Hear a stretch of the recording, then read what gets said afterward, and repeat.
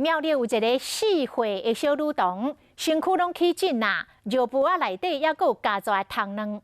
社工随去访视，结果看到的是一大堆的粪扫蹲到规厝间。小女童的外公讲，这囡仔爸爸妈妈甲生出来了后，就做因走。啊，伊咧做南山工啊，还阁饲81岁老母啊。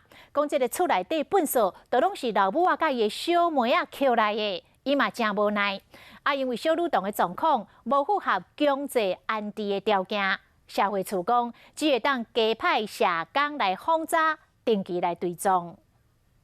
志刚将厝内规堆粪扫清出来，这4岁查囡仔还阁摕7头命咧耍，已经惯死啊！每工连咧困的床咧，嘛拢去有粪扫包围起来。啊，我已经不知道怎么去讲他了。囡仔外公真无奈，讲这粪扫拢是囡仔阿祖甲姑婆捡倒来。对，没人要理我。给我留啊，我也不知道留来干嘛。学校的老师发现，这查囡仔所穿的尿纸啊，有加蛇卵，才通报社会局。一家伙啊，4个人拢靠外公做散工。